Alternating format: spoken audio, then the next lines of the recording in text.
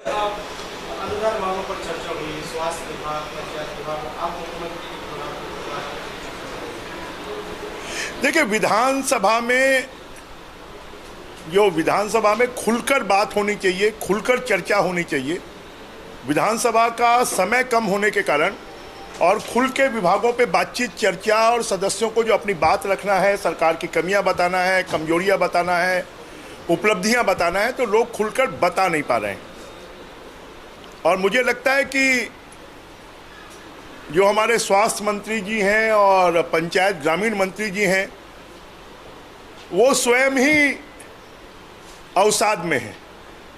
और वो तो पिछले 6 महीने से मालूम नहीं, छत्तीसगढ़ में कम रहते हैं, दिल्ली में ज़्यादा रहते हैं। तो हमने उनको इस बात को कहा तो उन्होंने कहा नहीं, आना जाना चलेगा। मतलब अभी भी जो 2.5 साल का मामला है उसका निराकरण नहीं हुआ है। और हर मामले में सरकार के लोग, उनके विधायक 15 साल की बात करते हैं, और जब 15 साल की बातें, 15 साल की उपलब्धियां भारतीय जनता पार्टी के विधायक हमारे पक्ष के लोग रखते हैं तो उनके पास में कोई जवाब नहीं होता है। चाहे मेडिकल कॉलेज खोलने की बात हो, चाहे फिर जिला अस्पताल खोलने की बात हो, चाहे फिर प्राथमिक स्वास्थ्य केंद्र खोलने की बात हो, सब बातों में पिछले 3 सालों में, चाहे कोरोना काल की बात हो, ये कांग्रेस सरकार जो है वो ठन गोपाल साबित हुई है, फिसड्डी साबित हुई है। पंचायतों को इन्होंने अपने, जो इनका जन घोषणा पत्र है, जिनको कि सरकार ने आत्मसात किया है, और आत्मसात का भाषण राज्यपाल जी से इस विधानसभा में दिलवाया गया है। और उसको दिलवाने के बाद भी आज जो परिस्थितियां हैं, उन परिस्थितियों में सरकार के पास में यहाँ के विकास के लिए कोई पैसा नहीं है। अभी मुख्यमंत्री जी के जो अनुदान मांगों पर भी चर्चा शुरू हुई, और उस चर्चा में भी जो बातें आई, चाहे ट्रांसमिशन लाइन का हो, चाहे बिजली प्रोडक्शन का मामला हो, चाहे विमानन विभाग का मामला हो, चाहे सामान्य प्रशासन कानून व्यवस्था की स्थिति का मामला, अधिकारियों के ट्रांसफ़र का मामला हो, सब मामलों में ये सरकार का ऐसा लगता है कि सिर्फ एक ही काम है कि जहां पैसा मिले वो करो। जनता से इस सरकार को कोई लेना देना नहीं है। विधानसभा में एक बड़ा मुद्दा कि सरकार ने अपने जन घोषणा पत्र में कहा था कि हम जो लोग भी जिस जमीन पर काबिज हैं उसका पट्टा देंगे, जो आवासहीन लोग हैं उनको 2 कमरे का मकान देंगे। और आज उस जन घोषणा पत्र के विपरीत छेरी खेड़ी गांव की ही एक बस्ती, जिसमें 60% से ज़्यादा लोग एससी समाज के लोग हैं, उस बस्ती को उजाड़ने के लिए जिस दिन होली दहन होने वाली थी उस दिन उनको नोटिस दी गई, और उससे वो भयभीत हो गए, वो अपना त्यौहार भी नहीं मना पाए। और वो सभी पूरे बस्ती के लोग, 154 परिवारों के लोग पैदल चलकर रायपुर कलेक्टर को और रायपुर और मुख्यमंत्री जी को ज्ञापन देने आ रहे थे, और उनको ज्ञापन देने से रोका गया, उनको लाठियों से मारा गया।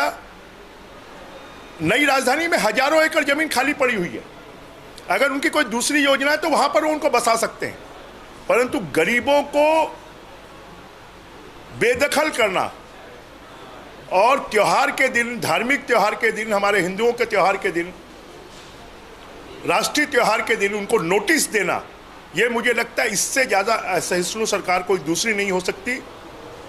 और इसको लेकर आज हम लोगों ने विधानसभा में स्थगन प्रस्ताव के माध्यम से चर्चा करने का आग्रह किया, और जब उनके साथ में कुछ हमारे कार्यकर्ता भी गए तो पुलिस ने अपनी असफलता को छुपाने के लिए 11-12 कार्यकर्ताओं के ऊपर में नॉन बेलेबल धाराएं लगाकर उनको जेल में डाल दिया। अगर पुलिस में दम होता तो 154 परिवारों के लगभग 1000 से ज़्यादा लोग थे, सबको पुलिस गिरफ्तार करती। तो ये पुलिस सरकार जो है वो बर्बरता पर उतर आई है, सरकार तानाशाही पर उतर आई है। जो लोग वहाँ पर पुश्तैनी तरीके से रह रहे हैं, गांव का एक मोहल्ला है, उनको तो पट्टे दिए जाने चाहिए, और पट्टे दिए जाने की बजाय उनको उजाड़ने का काम ये सरकार कर रही है। ये और साथ में महासमुंद में एक नौजवान पुलिस के सब इंस्पेक्टर की हत्या हो गई। हमारे सांसद रामविचार नेताम जी के घर में चोरी हो गई। चाकूबाजी की कितनी घटनाएं होली पर हुई हैं। तो ये सरकार का नियंत्रण पूरी तरह समाप्त हो गया है और कानून व्यवस्था की स्थिति बदतर हो गई है और गरीबों के आसियाने उनसे छीने जा रहे हैं। इसके विरोध में आज सुबह हमने स्थगन प्रस्ताव लाया और उसके ऊपर में विधानसभा की कार्यवाही भी स्थगित करनी पड़ी। हमने सरकार से मांग की है कि किसी को भी उजाड़ा नहीं जाए और कानून व्यवस्था की स्थिति को सरकार नियंत्रण में लाए।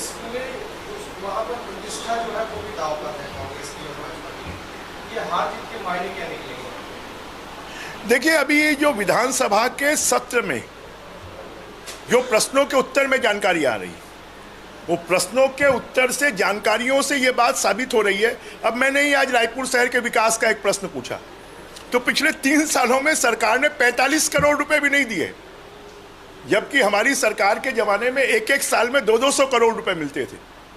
तो इस सरकार के पास में पैसे तो है ही नहीं और इसलिए जब जनता के ये बात जनता सोच रही है कि अब करेगी सरकार तब करेगी, और जब जनता को ये समझ में आएगा कि ये तो कंगाल सरकार है और भूपेश बघेल के नेतृत्व में छत्तीसगढ़ को खाली लूटने का काम किया है और किसानों को 2500 रुपये देकर उनकी सड़क, पानी, बिजली, प्रधानमंत्री आवास सब छीन लिया है, तो ये सरकार को चुनाव में लेने के देने पड़ेंगे। दूसरा सवाल ये है कि पीएम जिन्होंने कहा था कि हमें वंशवाद से बचना चाहिए सभी नेताओं को, कुछ इसी तरह के संकेत वीरभद्रेश्वरी के बस्तर में दिए हैं, तो ये सब चीजें क्या मायने रखती हैं आने वाले चुनाव? देखिए, आने वाले चुनाव के लिए मायने रखती हैं कि अगर परिवार में कोई योग्य हो, राजनीतिक क्षेत्र में काम करता हो, जन नेता हो, तो उसकी बात तो अलग है।